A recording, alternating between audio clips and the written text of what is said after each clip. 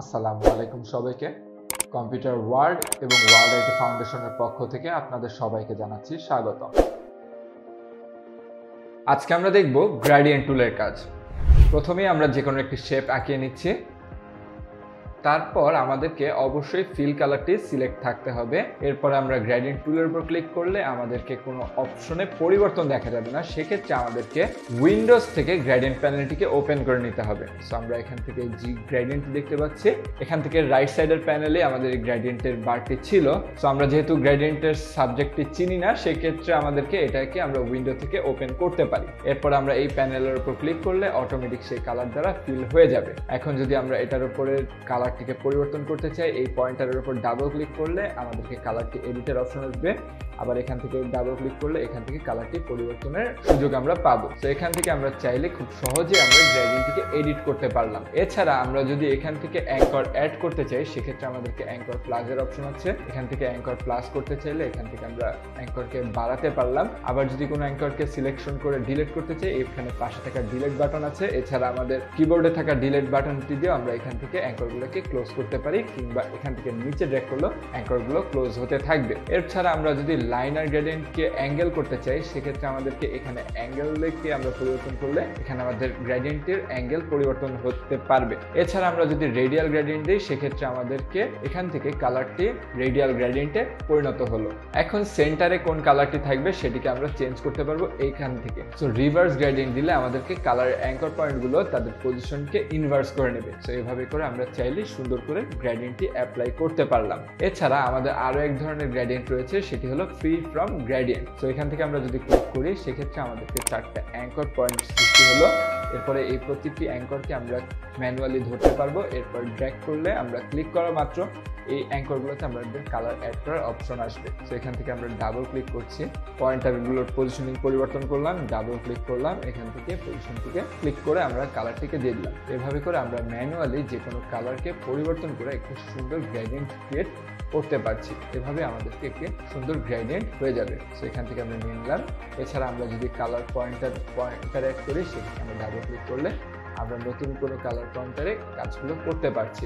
এরপর আমাদেরকে যদি এখান থেকে পয়েন্টার ডিলিট করতে চাই, সেই অ্যাঙ্করকে আমাদেরকে সিলেকশন করে এখান থেকে ডিলিটে চাপ দিলে সেই পয়েন্টারটি ডিলিট হয়ে যাবে এবং অন্যান্য কালার দ্বারা পুরো শেপটি মিশে নতুন একটি গ্রেডিয়েন্টের সৃষ্টি করবে। এখন কথা হলো, এটি মূলত আমাদের সুন্দর সুন্দর ব্যাকগ্রাউন্ডের ক্ষেত্রে আমাদেরকে ইউজ করার জন্য আমরা খুব সহজে ইউজ করতে পারি। তো এখান থেকে আমরা এটিকে সাইডে রেখে দিচ্ছি। এখন আমরা দেখব আই ড্রপার টুলের কাজ। এখন ম্যানুয়ালি আমরা যে কোনো একটি শেপ আঁকলাম, শেপটি নর্মাল কালার থাকলেও আমরা যদি এখান থেকে যে কোনো একটি গ্রেডিয়েন্ট ইউজ করি, গ্রেডিয়েন্টটি ইউজ করলাম, এটিকে সাইডে রাখছি। এখন আমরা অন্য একটি শেপ আঁকছি। এখন আমরা যদি আই ড্রপারটি সিলেকশন করি, এখান থেকে আমরা আই ড্রপার টুলটি পাচ্ছি, আই ড্রপারের শর্টকাট আই। সো এখন আমাদেরকে এই কালার পয়েন্টের উপর ক্লিক করলে অটোমেটিকলি সেই গ্রেডিয়েন্টটা আমাদের এই কালারের বা শেপের ভিতরে অ্যাডজাস্ট হয়ে যাবে। আবার যদি এই গ্রেডিয়েন্টের উপর ক্লিক করি, এখান থেকে কালারটি অ্যাডজাস্ট হয়ে যাবে। সো মূলত আমাদেরকে যে কোনো একটি কালার স্যাম্পল কালেক্টের জন্য আমাদেরকে আই ড্রপারটি ইউজ করে থাকি আমরা, কিন্তু এখানে সামান্যতম পার্থক্য রয়েছে। সো এখানে আমাদের বিশেষ কিছু অপশন দেওয়া আছে এই আই ড্রপারের ক্ষেত্রে। সো এখানে আমরা কিছু টেক্সট সাজিয়ে নিচ্ছি, টেক্সটটিকে একটু বড় বানিয়ে নিলাম। এরপরে আমরা এটাকে টেক্সটের ফন্ট চেঞ্জ করে দিচ্ছি। এরপর এখান থেকে এটাকে আরেকটু বড় বানিয়ে দিলাম, একটু চ্যাপ্টা করে দিচ্ছি। এখন এখান থেকে কপি করলাম, এখান থেকে আমরা ভিন্ন ভিন্ন কয়েকটি শেপের নেওয়ার চেষ্টা করলাম। আমরা এখান থেকে আরো একটি ফন্ট নিচ্ছি। এখান থেকে আমরা বেশ কয়েকটি ফন্ট আলাদা আলাদা করে নিয়ে নিলাম। এখন আমাদেরকে এটাকে আমরা একটা কপি করে নিচ্ছি। এখন যদি আমরা এই টেক্সটের ভেতরে অন্যান্য টেক্সটের মতো ফরম্যাট সাজাতে চাই, সেক্ষেত্রে আমাদেরকে টেক্সটটি সিলেকশন টুলের মাধ্যমে সিলেক্ট করে নিতে হবে। তারপর আই ড্রপারের শর্টকাট আই দিয়ে যে টেক্সটটার উপর আমরা ক্লিক করব, সেই টেক্সটটার ফরমেশনটি অটোমেটিকলি আমাদেরকে যে টেক্সটটা সিলেক্ট করা ছিল সেটির মধ্যে কপি হতে শুরু করবে। সো এখান থেকে আমরা যেভাবে নিচ্ছি সেভাবে আমাদেরকে লেখাটা অ্যাডজাস্ট হয়ে যাচ্ছে। সো আমাদের ফন্ট সাইজ, ফন্ট স্টাইল, ফন্টের যে গ্যাপ বা অ্যালাইনমেন্ট সবগুলো কি অটোমেটিকলি আমাদেরকে এই লেখার ফরমেশনের ভিতরে চলে আসবে। এভাবে করে আমরা খুব সহজে একটা লেখা থেকে আরেকটা লেখায় কনভার্ট করতে পারবো, কিংবা আমাদেরকে লেখার টেক্সটের স্টাইলগুলোকে চেঞ্জ করতে পারবো। এভাবে আমরা খুব সহজেই আমাদের টেক্সটের ভেতরে এই আইড্রপার টুলের মাধ্যমে কাজগুলো করতে পারবো।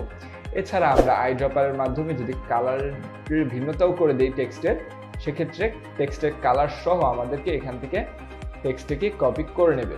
সো এখান থেকে আমরা কালারটিকে পরিবর্তন করলাম। সো এখন আমরা এটাকে সিলেকশন করে যদি আইড্রপার দিই, এখন ক্লিক করলে এটাতে আমাদের ফন্টের স্টাইল এবং কালার দুটোই একসাথে কপি হয়ে গিয়েছে। আবার যদি এখানে দিয়ে দিই, সো এখানকার ফন্ট সাইজ, ফন্ট স্টাইল এবং ফন্টের যে অন্যান্য যে ক্যারেক্টার প্যানেলের পরিবর্তন, সেগুলো আমরা অটোমেটিকলি এখান থেকে পরিবর্তন করতে পারবো। সো এইভাবে খুব সহজেই আমরা কাজগুলো করতে পারছি।